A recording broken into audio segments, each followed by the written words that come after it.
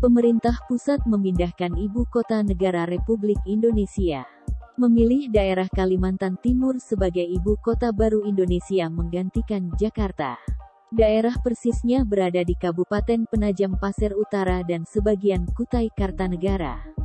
Kondisi di dua kabupaten Kalimantan Timur tersebut bisa dikatakan masih nol, belum ada bangunan dan konsep perkotaan ibu kota negara yang bernama Nusantara.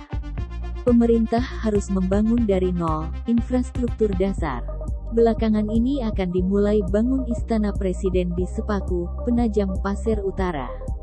Berbagai proyek infrastruktur dasar akan diadakan, dimulai dari jalan hingga tempat penyediaan air bersih bagi warga masyarakat di IKN Nusantara.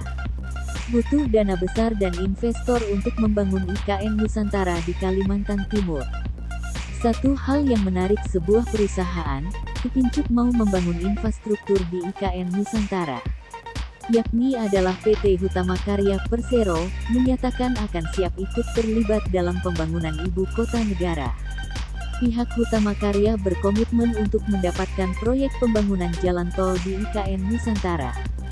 Hal tersebut disampaikan Direktur Operasi I Hutama Karya, Gunadi dalam keterangan pers yang diterima Kompas.com, Senin tanggal 8 Agustus tahun 2022.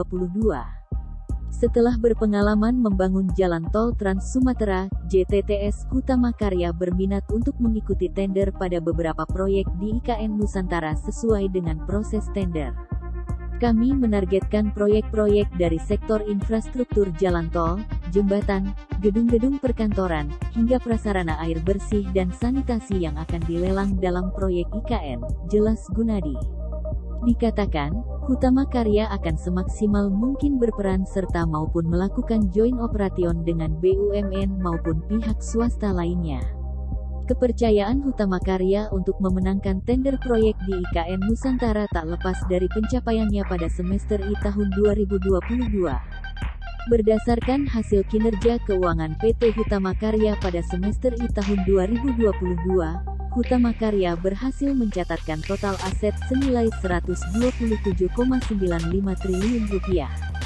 Jumlah ini naik 15,76% bila dibandingkan pada periode yang sama tahun lalu. Sementara itu, ekuitas perusahaan berhasil tumbuh sebesar 76,99% menjadi Rp54,15 triliun dan liabilitas turun 7,67% menjadi Rp73,8 triliun. Dibandingkan periode yang sama tahun lalu, perusahaan juga berhasil mendapatkan pendapatan senilai Rp8,13 triliun dan nilai EBITDA sebesar Rp1,71 triliun.